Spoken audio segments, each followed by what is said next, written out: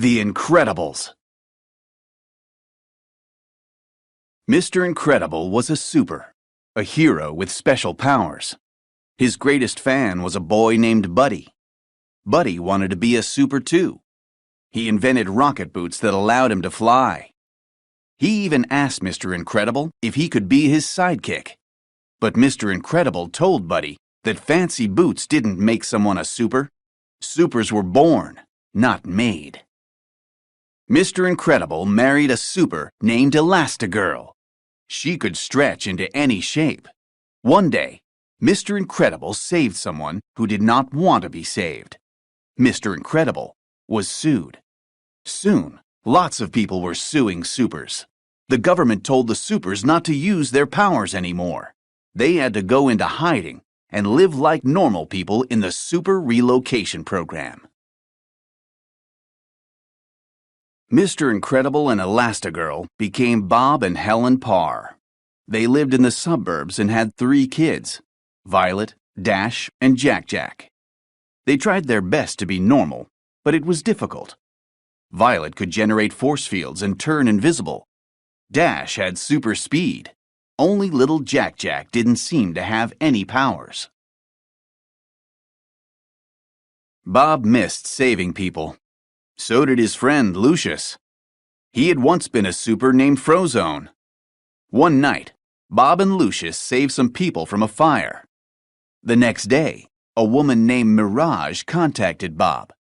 She knew he was a super and offered him a secret mission. Bob knew this was his chance to make a difference. He told Helen he had a business trip and then got on a plane with Mirage.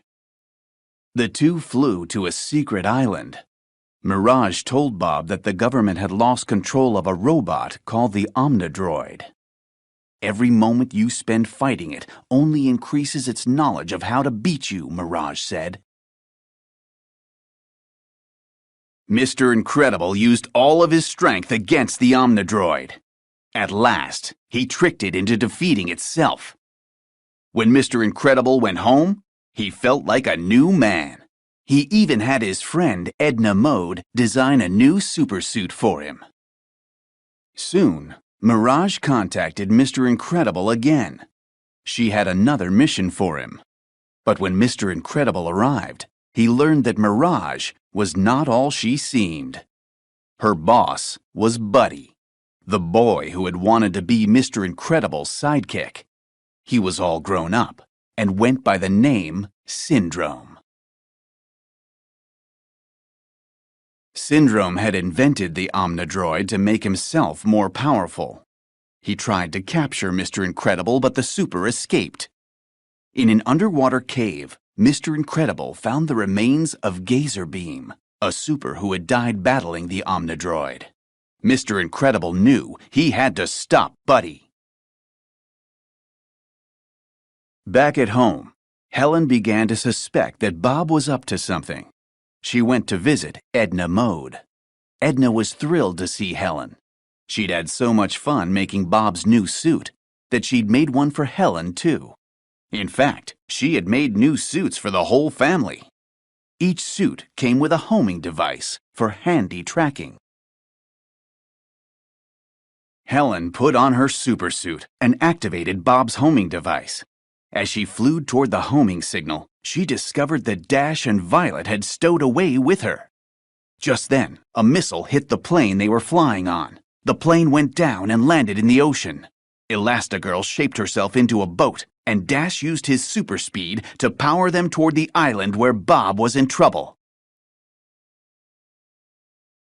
Back on the island, Syndrome had captured Mr. Incredible. From his prison cell, Mr. Incredible listened to the attack on his family. Desperate, Mr. Incredible grabbed Mirage. "Release me now, or I'll crush her," he said. But Syndrome did not care. He knew that Mr. Incredible would never hurt anyone, no matter how upset he was. Meanwhile, Mr. Incredible's family arrived on the island. Elastigirl brought the children to a cave. She told them to stay put and then left to find their father. Suddenly, a huge ball of fire filled the cave. Dash and Violet fled. The fire was the rocket exhaust from Syndrome's base. He had launched his Omnidroid toward the city. Elastigirl found her husband inside Syndrome's headquarters.